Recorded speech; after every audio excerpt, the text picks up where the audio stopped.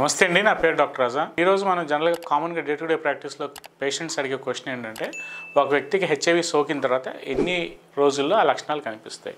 So దీంట్లో ప్రాథమిక దశ లక్షణాలని మనం చెప్పుకున్నామండి. బేసిక్గా ఇదేంటంటే 4 to 6 వీక్స్ తర్వాత కానీ ఒకవేళ అతను హెచ్ఐవి వైరస్తో ఇన్ఫెక్ట్ అయితే కనుక 4 నుంచి 6 వారాల తర్వాత ఆ లక్షణాలు అనేవి ఆ ఇండివిజువల్లో కనిపిస్తాయండి. So first and foremost thing మనం ప్రీవియస్ వీడియోస్లో చాలా చెప్పుకున్నాం. సో దీన్ని ప్రైమరీ స్టేజ్ ఆఫ్ ఇన్ఫెక్షన్ అని చెప్తూ ఉంటాం. సో ఈ ప్రైమరీ స్టేజ్ ఆఫ్ ఇన్ఫెక్షన్లో అతనికి ఏమైనా దీర్ఘకాలిక వ్యాధులు కానీ లేదంటే అతనికి ఏమైనా కోమార్బిడిటీస్ అని చెప్తూ ఉంటాం. కోమార్బిడిటీస్ అంటే లాంగ్ స్టాండింగ్ క్రానిక్ డిసీజెస్, అంటే దీర్ఘకాలిక వ్యాధుల్లో మనం డయాబెటీస్ కానీ హైపర్ టెన్షన్ కానీ ఇంక ఇతర వ్యాధులు ఏమన్నా తను బాధపడటం కానీ లేదంటే వాటికి ఏమైనా ట్రీట్మెంట్స్ మందులు అవి వాడుకుంటున్న వాళ్ళలో ఈ హెచ్ఐవి అతనిలో దాడి చేసినప్పుడు, అంటే హెచ్ఐవి వైరస్ అతనిలో సోకినప్పుడు జనరల్గా 4 నుంచి 6 వారాల తర్వాత ఆ ఇండివిజువల్లో ఆ ఇన్ఫెక్టెడ్ హెచ్ఐవి ఇండివిజువల్లో లక్షణాలు అనేవి కనిపిస్తాయండి. సో బేసిక్గా ఇందాక మనం ప్రీవియస్ వీడియోస్లో కూడా చాలా చెప్పుకున్నాం. సో లక్షణాలు ఎలా ఉంటాయి, ఏముంటాయి అనేది. జనరల్గా మనకి దీంట్లో ఫీవర్ కానీ, జాయింట్ పెయిన్స్ కానీ, ర్యాషెస్ కానీ, స్కిన్ మీద అర్టికేరియల్ ర్యాషెస్ కానీ, ఇలా అతని యొక్క ఇండివిజువల్ యొక్క ఇమ్యూనిటీ బట్టి ఆ లక్షణాలు అనేవి వస్తూ ఉంటాయి. So first and foremost thing ఏంటంటే, ఏదైనా ఒక వైరల్ ఇన్ఫెక్షన్ కానీ, బ్యాక్టీరియల్ ఇన్ఫెక్షన్ కానీ, ఫంగల్ ఇన్ఫెక్షన్ కానీ ఒక వ్యక్తిలో దాడి చేసిన తర్వాత ఆ వ్యక్తిలో ఫస్ట్ అండ్ ఫార్మోస్ట్ థింగ్ కనిపించేది ఏంటంటే ఫీవర్, ఇంటర్మిటెంట్ ఫీవర్ లేదంటే రికరెంట్ స్పైక్స్ ఆఫ్ ఫీవర్ అని చెప్తూ ఉంటాం. అంటే ఫీవర్ ఆన్ అండ్ ఆఫ్గా రావటం.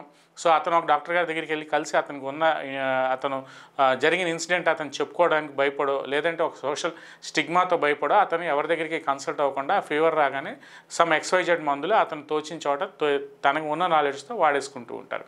సో ఇలా వాడుకున్నప్పుడు ఏమవుతుందంటే ఆ ఫీవర్ అనేది కొద్దిగా, ఫీవర్ అనేదే కాదు, జనరల్గా ఏ జాయింట్ పెయిన్స్ కానీ, ర్యాషెస్ కానీ, ఏ డిసీజ్ అయినా what ever it may be, కొంతవరకు డిసీజ్ అనేది సబ్సైడ్ అవుతూ ఉంటుంది. మళ్ళీ అతని ఇమ్యూనిటీ లెవెల్స్ అనేవి లో అయినప్పుడు లేదంటే అతనికి ఆ స్టామినా అనేది తగ్గినప్పుడు, అంటే disease fighting capacity of the individual అని చెప్తూ ఉంటాం.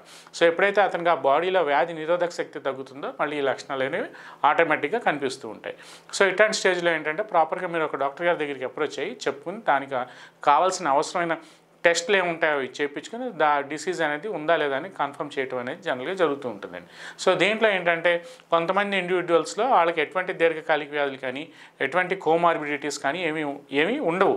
సో వాళ్ళలో ఏంటంటే బాడీ ఇమ్యూనిటీ బాగున్నప్పుడు జనరల్గా దీన్ని ఇంటర్మీడియట్ ఫేజ్ కానీ, లాటెంట్ ఫేజ్ లేదంటే ఒక హిడెన్, అంటే ఆ డిసీజ్ ఉంటుంది కానీ ఇండివిజువల్లో అతనిలో లక్షణాలు ఏమీ కనిపించవు, అంటే అసిమ్టమాటిక్ ఉంటాడు.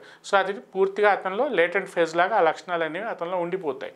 సో ఈ అసిమ్టమాటిక్ ఫేజ్లో ఏమవుతుందంటే చాలా డేంజరస్ ఫేజ్, అంటే ఇది ట్రాన్స్మిషన్ ఫేజ్. అంటే డిసీజ్ అనేది ఒక ఇన్ఫెక్టెడ్ ఇండివిజువల్ నుంచి ఒక హెల్దీ ఇండివిజువల్కి ఆ డిసీజ్ అనేది ట్రాన్స్మిట్ అవ్వడం అనేది జనరల్గా జరుగుతూ ఉంటుంది. అంటే జరగటం అంటే ఆ హెచ్ఐవి ఉన్నంతలోపు అందరికీ హెచ్ఐవి సోకుతుంది అని నేను చెప్పేది కాదండి.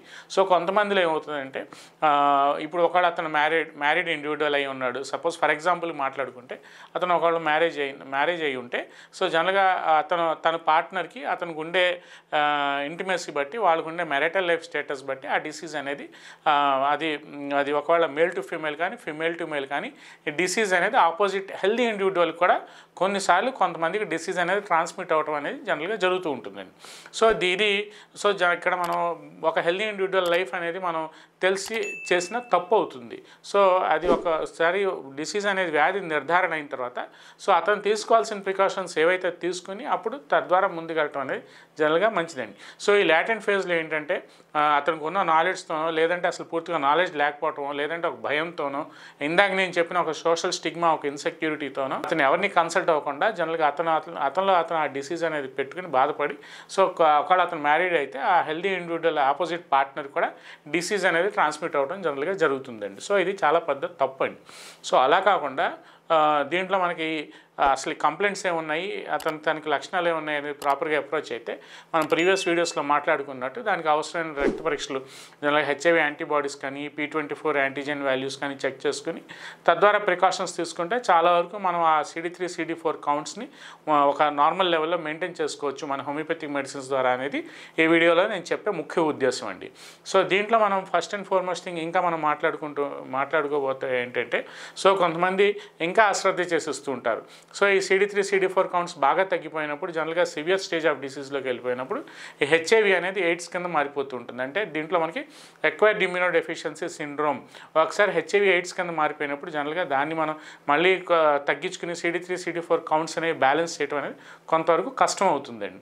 సో ఇవన్నీ మనం ముందే మనకు ఒక అవగాహనతో పేషెంట్లకు కూడా ఒక అవేర్నెస్ క్రియేట్ చేసి ట్రీట్మెంట్లో భయపడొద్దని చెప్పి జనరల్గా ముందుకు వెళ్తూ ఉంటే చాలా వరకు మనం ఈ CD3, CD4 కౌంట్స్ని తగ్గకుండా బ్యాలెన్స్డ్గా మెయింటైన్ చేసుకోవచ్చని ఈ వీడియో ద్వారా నేను చెప్పదలుచుకున్నాను. సో దీంట్లో ఇప్పుడు ఇందాక నేను చెప్పినట్టు ఇంటర్మీడియట్ ఫేజ్ కానీ లేటెంట్ ఫేజ్లో కానీ పేషెంట్ అనేది కొద్దిగా అడ్వాన్స్గా ముందుకు వెళ్ళిపోయినప్పుడు ఏమవుతుందని కొంతమందిలో విపరీతమైన నీళ్ల విరోచనాలు అవ్వటం, లేదంటే వాంతులు అవ్వటం, సో ఈ ఫ్లూయిడ్ లాస్ అనేది బాడీలో ఎక్కువగా ఫ్లూయిడ్ అనేది లాస్ అయిపోయినప్పుడు అలాగే హెచ్ఐవితో ఆల్రెడీ అతను బాధపడుతున్నాడు కాబట్టి ఇమీడియట్గా కొంతమంది డిహైడ్రేట్ అయిపోవటం, మసిల్ మాస్ అది తగ్గిపోవటం, కొంతమందికి లింఫ్ నోడ్స్ అంటే మనకి సర్వైకల్ మెడ ఏరియాలో కానీ గజ్జల్లో కానీ లింఫ్ నోడ్స్ ఉంటాయి, లింఫ్ గ్రంథులు ఉంటాయి. సో ఎక్కడైనా ఒక వైరల్ ఇన్ఫెక్షన్ వచ్చినప్పుడు ఈ లింఫ్ గ్రంథులు ఏం చేస్తాయంటే మన బాడీ యొక్క తెల్ల రక్త కణాలతో పాటు ఈ లింఫ్ గ్రంథులు మన శరీరాన్ని కాపాడుతూ ఉంటాయి. సో ఆ ఇన్ఫెక్షన్ అంతా ఈ లింఫ్ నోడ్స్ తీసుకున్నప్పుడు జనరల్గా ఈ హెచ్ఐవి ఇండివిజువల్స్కి ఎప్పుడైతే మనకి లింఫ్ నోడ్స్ కూడా వాపుల్లాగా కనిపిస్తాయి. సో ఈ లింఫ్ నోడ్స్ వాపు వచ్చే కండిషన్ మనం లింఫ్ ఎడినైటిస్ అని చెప్తూ ఉంటాం. సో సర్వైకల్ లింఫ్ ఎడినైటిస్ అని, లేదంటే ఇంగ్వైనల్ లింఫ్ నోడ్స్ దగ్గర ఇంగ్వైనల్ లింఫ్ ఎడినైటిస్ అని చెప్తూ ఉంటాం. ఎందుకంటే ఇన్ఫెక్షన్ అంతా ఈ లింఫ్ నోడ్స్ లింఫ్ అనేది డ్రైన్ చేస్తూ ఉంటుంది కాబట్టి.